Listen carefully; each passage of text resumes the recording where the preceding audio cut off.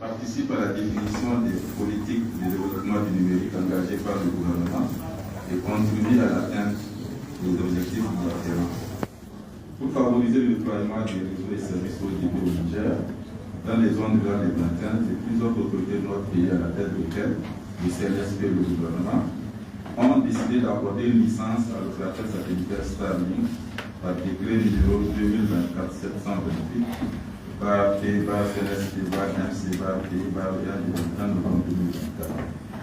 L'objectif visé par le gouvernement est de contribuer à la réduction de la facture numérique, notamment dans les zones mal desservies par les réseaux terrestres, avec la possibilité de disposer de connexions fiables, rapides et accessibles. Cependant, la mise en œuvre de cette licence et les utilisations qui en résultent doivent se faire dans le strict respect des tests réglementaires en vigueur. Mais depuis quelques semaines, l'ARCEP a constaté un déploiement massif et progressif de Wi-Fi via des connexions Starlink généralement motrices de la réglementation en vigueur. En plus d'opérer en contradiction avec les tests réglementaires, ces Wi-Fi sont souvent source d'atteinte à l'ordre public, en adresse plusieurs craintes reçues par l'État, par l'ARCEP pour cet objet.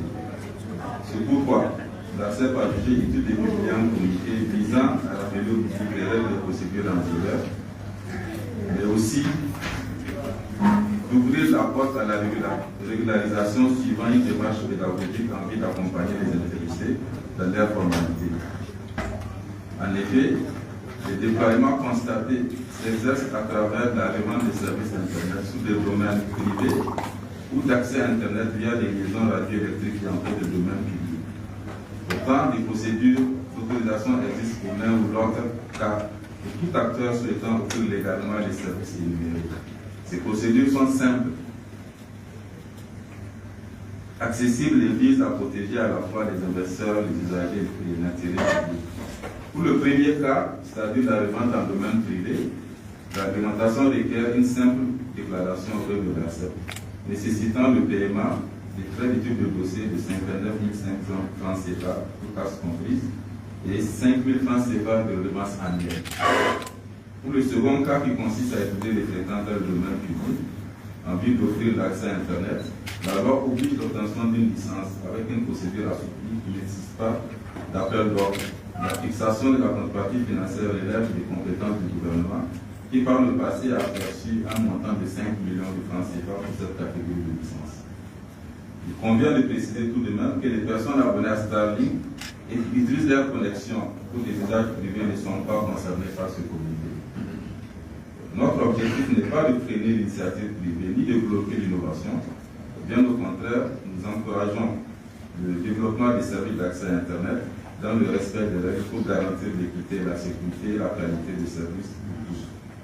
En outre, l'ARCEP reste disposé en cas de nécessité à proroger le délai d'un mois accordé au public pour se régulariser. Nous invitons donc tous les acteurs concernés à se rapprocher de nos services pour se régulariser, selon qu'il s'agit d'une simple déclaration ou d'une demande de licence en fonction de la nature de l'activité.